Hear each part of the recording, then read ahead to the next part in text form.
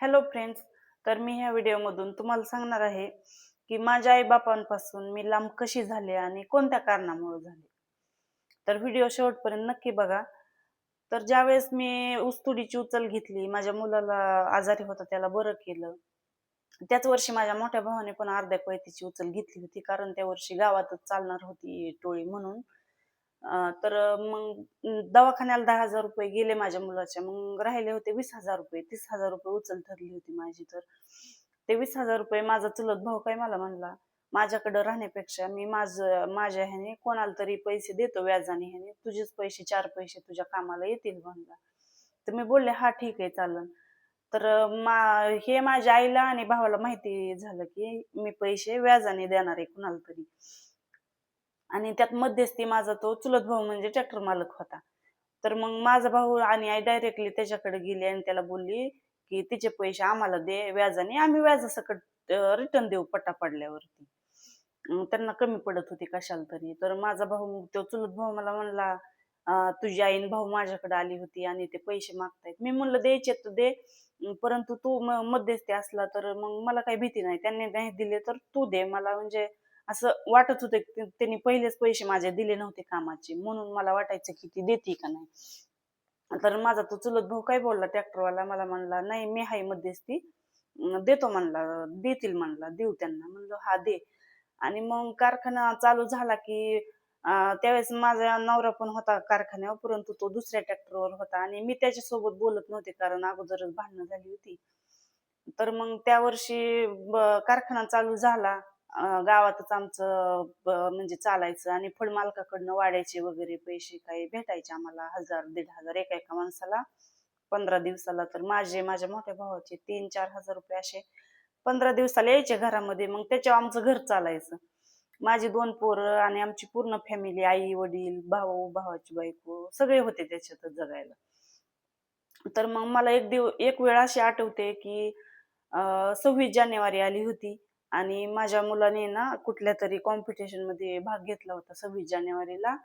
तर तो मला बोलला की मी एका डान्स मध्ये भाग घेतलाय गा, तर मला एक टी शर्ट लागतोय आणि मला एक काळा गॉगल पाहिजे म्हणून.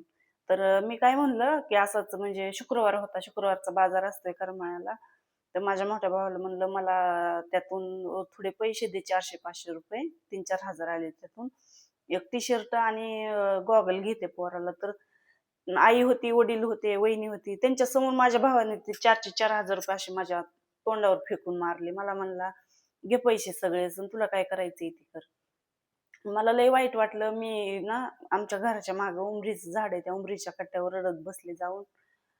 तर टोळीवाल्यांना पैसे वगैरे वाटून माझा तो ट्रॅक्टरवाला चुलत भाऊ आला होता आणि त्यांचं आणि आमचं घर असं आमने सामनेच आहे. मग तो बोलला की का रडतीये तू, काय झालं, असं तसं विचारलं त्याच्या बायकोने. त्याची बायको पण चांगली आहे स्वभावाने. मग मी सांगितलं असं असं झालंय म्हणून, टी शर्ट घ्यायचंय. तर तो मला बोलला, मी देतो तुला 500 रुपये, माझी बहीण तू, सखी काय चुलत काय, माझी बहीणच आहे तू.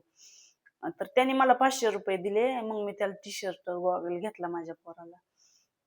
परंतु त्यांच्या इथं मी राहिले 6 महिने कारखान्याचा पट्टा पडेपर्यंत. परंतु त्यांनी ना त्यावेळेस असं झाला होता मॅटर की माझा जो सक्का चुलत चुलत भाऊ होता त्याने मला सांगितलं होतं की मला असा, म्हणजे डोळ्याला आणि कानाला 4 बोटाचं अंतर असतं असं म्हणतात. परंतु तो मला बोलला की तुझ्या आईचं आणि नवऱ्याचं अफेअर चालू आहे, असं तसं काही मला त्याने बऱ्याच गोष्टी सांगितल्या होत्या. तो रोडने चालला तर अशी वाटेवर आमच्या आईची चूल असते ना बाहेर असायची, तर ती चहा प्यायला बोलवती त्याला, तून ती बोलत नाही तरी, असं तसं तो म्हणायचा. मग ह्या गोष्टी ना मला असं म्हणजे हे असे वागायचे म्हणून अंतर पडत गेलं आमच्यामध्ये. आणि त्याने सांगितलेल्या गोष्टी मी जास्त मनावर घेतल्या माझ्या चुलत भावाने. तर मग मी आईला, म्हणजे घरात असा विषय झाला, मी बोलले तिला, म्हणलं हे काय आहे, म्हणलं असं असं मला तो बोलतो, हे ते ते.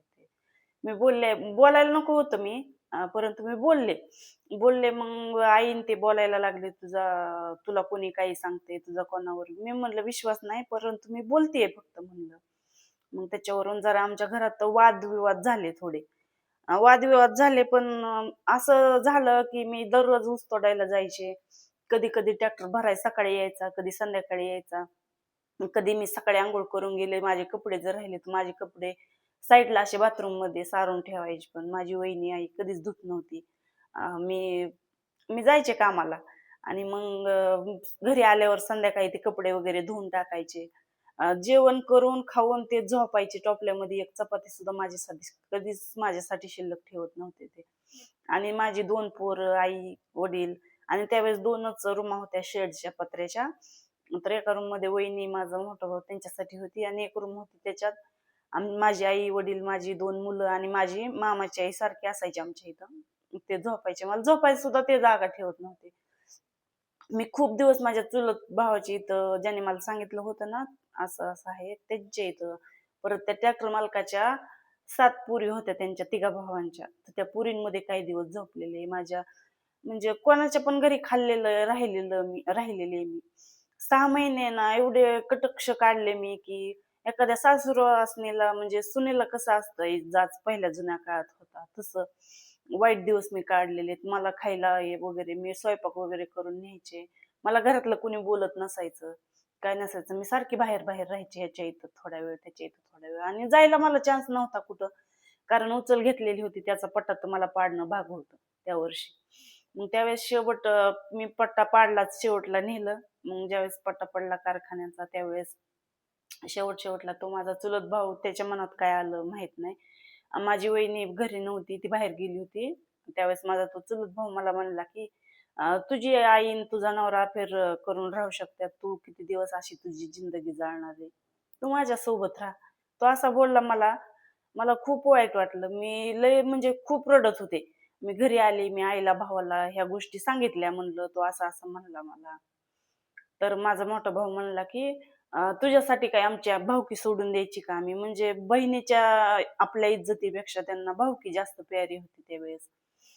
तर मग त्यावेळेस मला खूप मनाला लागलं. आणि त्याच चुलत भावाच्या पोराचं लग्न एक 4-5 दिवसा म्हणजे एक आठवड्यावर आलं होतं. तर माझ्या समोर आई, वहिनी जाते, त्या हळदी बिळदी दळाय काय जाते, हे लागतात ना ते आणायचे, हळदी कुंकवाला बाया वगैरे बोलवायचे. आणि मी तिथंच होते. मला एवढं वाईट वाटलं ना की म्हणलं मला तो तसा बोललाय आणि आईन हे असे वागतायत. मग मी म्हणलं, ज्यावेळेस मी म्हणलं म्हणजे हे असे वागायला लागले ना, मग शेवट मी म्हणलं माझे माझे पैसे मला देऊन टाका म्हणलं, मी माझं माझं मी बघते. तर माझा भाऊ एवढ्या मोठ्या माणसात ह्यात म्हणतोय, मोठा भाऊ माझा की कुठं ठरलं होतं आपलं व्याजाने पैसे? तर मी म्हणलं आपलं व्याजाने नव्हतं ठरलं. मग ट्रॅक्टरवाल्या चुलत भावाला बोलवलं आणि मग त्यांनी, तो मध्यस्थी होता, मग त्यांनी ते पैसे माझे मला घेऊन दिले त्यांच्याकडून. मी म्हणलं माझी मुद्दल का होईना दे, पण दिले त्यांनी. व्याज पण दिलं. मी घेतलं व्याज, कारण की ते मला म्हणजे माझी किंमत नाही त्यांना, म्हणून मी घेतले व्याजासकट पैसे ते. मग मी तिथून पुढं सामान माझं काही होतं तिथल्या रूमवरती, ते सामान थोडंफार भरलं टेम्पोमध्ये. मी शेवटी नवऱ्याला बोलले, म्हणलं 6 महिने नाही बोलले, परंतु शेवटी लास्टला जागा नव्हती, कुठं जाणार, 2 पोरं होती. आणि आईने मी पैसे वगैरे ऐकून घेतले ना, त्यावेळेस मग आईने माझे कपडे वगैरे घरातून बाहेर फेकून दिले. माझ्या पोरांची म्हणजे तुझी पोरं घेऊन इथून चालतं व्हायचं, परत आमच्या दारात यायचं नाही, तुझा ना आमचा काही सुद्धा संबंध नाही मला म्हणले. मग ते कारण की मी पैसे घेतले त्यांच्याकडून, त्यांचं म्हणणं होतं मी पैसे मागायला नव्हते पाहिजे त्यांना. मग मी तिथून सामान भरलं आणि आमच्या गावाला गेले. गावाला गेल्यावरती तिथं नवऱ्याला मी म्हणलं माझ्याकडे आहेत 20,000 रुपये असं तसं. मग माझ्या छोट्या भावाचं त्यावेळेस लग्न ठरवायचं होतं. तर त्याला माझ्या चुलत नंदेची पोरगी, आम्ही म्हणजे त्यांची काय ओळख नव्हती, फक्त मी असं म्हणलं की माझा भाऊ आहे असं तसं. मग ते लग्न हे ठरलं त्यांचं. मग मी माझ्या भावाला म्हणलं इथं कामधंदा नसतात, हा काम करत नाही, दारू पितो फिरतो, तर आम्हाला पुण्यात रूम ही घेऊन दे म्हणलं, पैसे देते मी. मग माझ्या छोट्या भावाने मला पुण्यात रूम ही बघितली आणि आम्ही पुण्यामध्ये गेलो कामाला. भावाचं माझ्या लग्न बिग्न ठरलं होतं, लग्न जवळ आलं होतं. मग तोही परत इकडं माझ्या भावांकडे राहायला आला, आईकडं आणि त्यांच्याकडं. परंतु पुण्यामध्ये गेल्यावर माझा नवरा, त्याला असं म्हणजे त्याचं वागणं बिलकुलही चेंज झालं नव्हतं. मला वाटलं कमीत कमी 5-6 महिने मी त्याला बोलले नाही तरी तो बदलल, परंतु तो तसाच्या तसाच होता. मग माझ्या भावाच्या ओळखीने त्याला रिक्षा चालवायला दिली, शिपणे. तर तो रिक्षावाला मालक माझ्या भावाच्या ओळखीचा होता, छोट्या भावाच्या. तर त्या माणसाची शिप काहीतरी होती 300 रुपये दररोजचे त्या रिक्षाला. तर त्याने काही ते पैसे दिलेच नाही महिन्याचे. 3 महिन्याचे पैसे थोपवले होते. तो पैसे काय करायचा माहित नाही. मी कंपनीत काम करायचे, कधी माझा छोटा भाऊ किराणा भरायचा, मी रूम भाडं द्यायची, असं आम्ही दोघंच चालवायचो घर. हा काम करायचा, काय करत होता माहित नव्हतं. मग एक दिवशी मग पुढं माझ्या नवऱ्याने काय कुठं ना केला, आणि आम्ही कुठे कुठे पैसे भरले आणि त्याची लफडी कुठं कुठं मिटवली, ही पुढच्या व्हिडिओ मध्ये तुम्हाला सांगेन. तोपर्यंत